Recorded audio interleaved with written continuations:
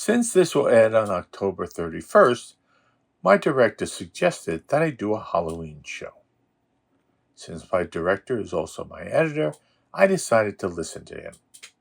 This has nothing to do with his veiled threat that my video might inexplicably be out of focus and the audio might be recorded. So here we go. Halloween is a scary holiday. I've often contended that it is our only mafia holiday. Trick-or-treaters come to the door and extort candy from us for protection from finding a flaming poop horse's head on our doorstep.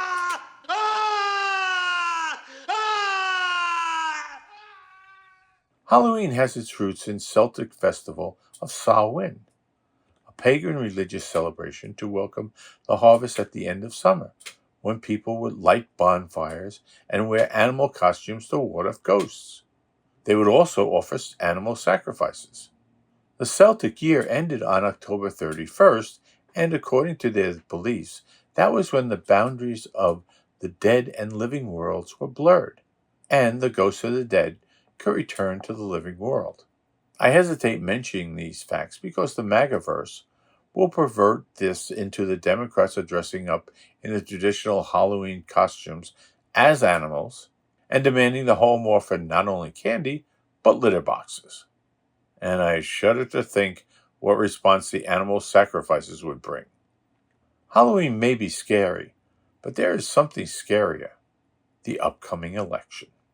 It seems to be shaping up to a nail-biting finish. Till November 5th, we will be anxious about the outcome.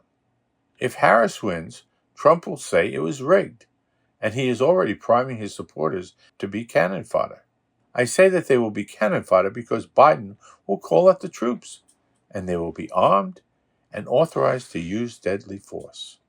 If Trump doesn't win, then Trump goes to jail at the end of November.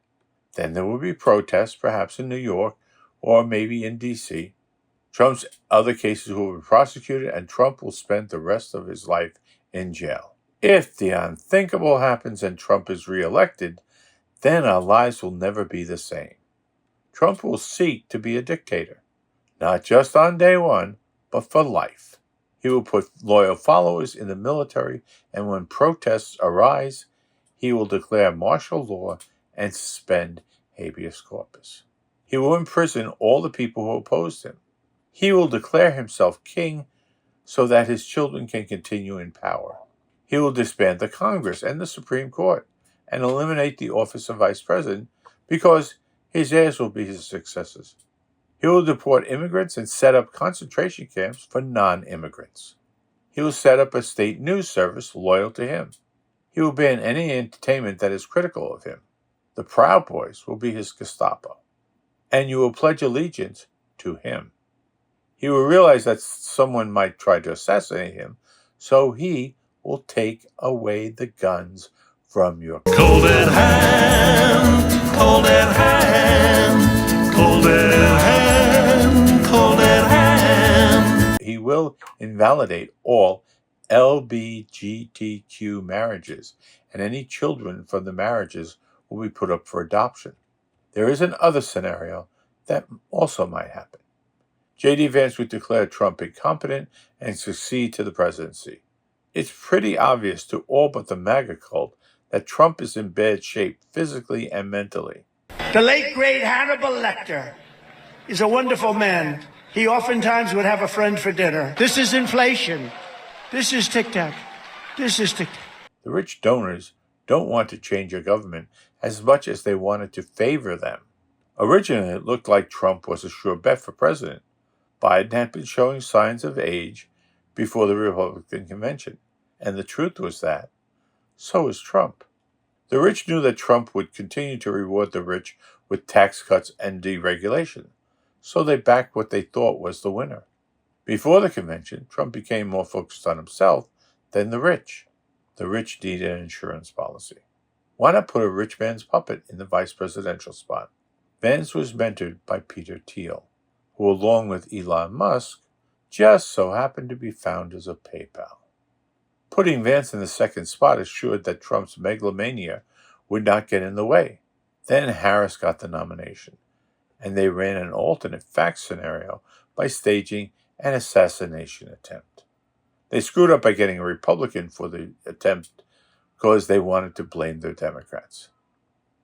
It turns out that the MAGA cult would believe anything.